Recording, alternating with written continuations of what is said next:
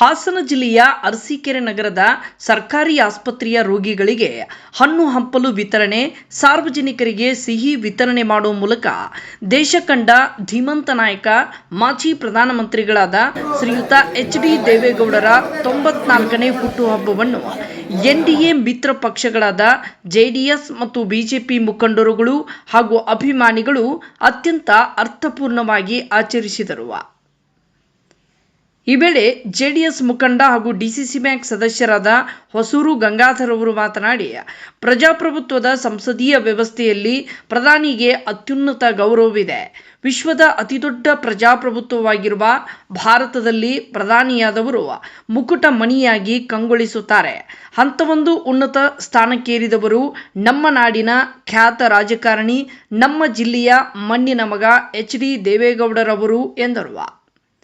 ಒಬ್ಬ ಸಾಮಾನ್ಯ ರೈತ ಕುಟುಂಬದಿಂದ ರಾಜಕಾರಣಕ್ಕೆ ಪ್ರವೇಶ ಮಾಡಿದ ಹರದನಹಳ್ಳಿಯ ದೇವೇಗೌಡರವರು 7 ಬಾರಿ ಕರ್ನಾಟಕದ ವಿಧಾನಸಭೆಯ ಸದಸ್ಯರಾಗಿ, ವಿರೋಧ ಪಕ್ಷದ ನಾಯಕರಾಗಿ, ರಾಜ್ಯದ ಸಚಿವ ಸಂಪುಟದ ಸದಸ್ಯರಾಗಿ, ರಾಜ್ಯದ ಮುಖ್ಯಮಂತ್ರಿಗಳಾಗಿ, ಈ ದೇಶದ ಪ್ರಧಾನಮಂತ್ರಿಗಳಾಗಿ, ರಾಜ್ಯಸಭಾ ಸದಸ್ಯರಾಗಿ, ಲೋಕಸಭಾ ಸದಸ್ಯರಾಗಿ ಇಂದಿಗೂ ಕ್ರಿಯಾಶೀಲರಾಗಿದ್ದಾರೆ. 93ನೇ ವಯಸ್ಸಿಗೆ ಕಾಲಿಟ್ಟಿರುವ ದೇವೇಗೌಡರು ಸುಮಾರು 6 ದಶಕಗಳ ಕಾಲದ ಸುದೀರ್ಘವಾದ ರಾಜಕೀಯ ಅನುಭವವನ್ನು ಹೊಂದಿದ್ದಾರೆ. ದೇಶದ 11ನೇ ಪ್ರಧಾನಿಯಾಗಿ 10 ತಿಂಗಳು ಅಧಿಕಾರ ನಡೆಸಿದ ದೇವೇಗೌಡರು ತಮ್ಮ ಅವಧಿಯಲ್ಲಿ ಭ್ರಷ್ಟಾಚಾರ ಮುಕ್ತ ಹಾಗೂ ಜನಪರ ಆಡಳಿತಕ್ಕೆ ಹೆಸರುವಾಸಿಯಾಗಿದ್ದರು. ದೇಶದ ರಾಜಕಾರಣದಲ್ಲಿ ಸದಾ ಮಿನುಗುವ ಧ್ರುವತಾರೆ ಇದ್ದಂತೆ ಇಂತಹ ಮಹಾನ್ ನೇತಾರ ನಮ್ಮ ಹಾಸನ ಜಿಲ್ಲೆಯವರು ಎಂಬುದು ನಮ್ಮೆಲ್ಲರ ಹೆಮ್ಮೆ.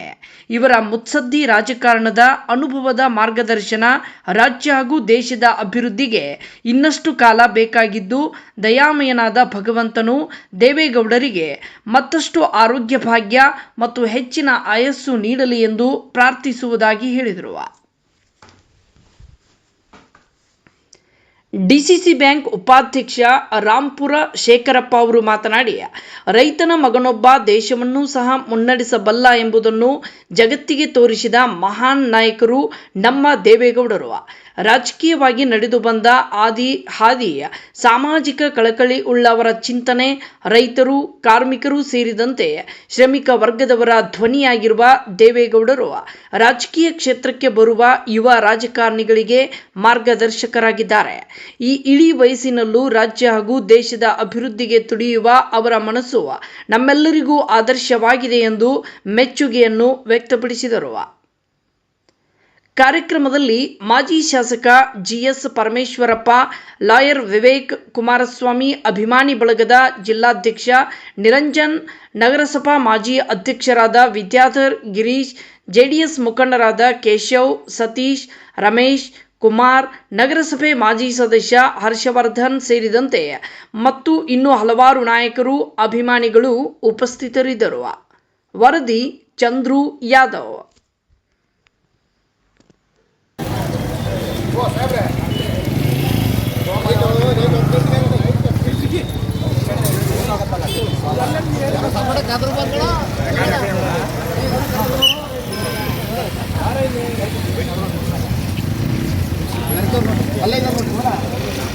ಮಾತಾಡ್ರಿ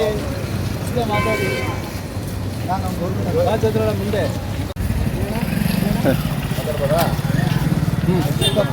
ಈ ದಿನ ದೇವೇಗೌಡರವರ 94ನೇ ವಸಂತಕ್ಕೆ ಕಾಲಿಟ್ಟತಕ್ಕಂಥ ಸನ್ಮಾನ್ಯ ದೇವೇಗೌಡರು, ಮಾಜಿ ಪ್ರಧಾನಮಂತ್ರಿಗಳು, ರೈತನ ಮಗ, ಕೆಂಪುಕೋಟೆಯಲ್ಲಿ ರಾಷ್ಟ್ರ ಧ್ವಜವನ್ನು ಹಾರಿಸಿದಂತಹ ಕರ್ನಾಟಕದ ಯಾವುದಾದರೂ ಒಬ್ಬ ಪ್ರಧಾನಮಂತ್ರಿ ಇದ್ದರೆ ಅದು ದೇವೇಗೌಡರು ಅಂತ ಹೇಳಲಿಕ್ಕೆ ಬಯಸ್ತಾ, ಅವರ ಹುಟ್ಟುಹಬ್ಬವನ್ನು ಇವತ್ತು ಆಚರಿಸಲಿಕ್ಕೆ ಒಂದು ಶುಭಾಶಯವನ್ನು ಕೋರ್ತಾ ಇವತ್ತು ಗಣಪತಿ ದೇವಸ್ಥಾನದಲ್ಲಿ ವಿಘ್ನೇಶ್ವರನಿಗೆ ಪೂಜೆಯನ್ನು ಸಲ್ಲಿಸುವ ಮುಖಾಂತರ ಟಿ.ಪಿ. ವೃತ್ತದಲ್ಲಿ ಅವರ ಸವಿ ನೆನಪಿಗೋಸ್ಕರ ಶುಭ ಕೋರಲಿಕ್ಕೆ ಕೇಕನ್ನು ಕತ್ತರಿಸುವ ಮುಖಾಂತರ ಹಾಗೆಯೇ ಫಲಹಾರವನ್ನು ವಿತರಿಸಿ ಇವತ್ತು ನಾವೇನು ಜೆಡಿಎಸ್ ಹಾಗೂ ಬಿಜೆಪಿಯ ಎಲ್ಲ ಮುಖಂಡರು ಸೇರಿ ಒಟ್ಟಾಗಿ ಇವತ್ತು ಕೆಲಸವನ್ನು ಮಾಡಿ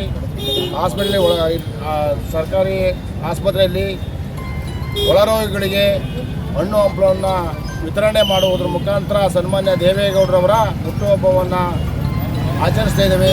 ಅವರಿಗೆ ದೇವರು ಆರೋಗ್ಯವನ್ನು ಕೊಡಲಿ.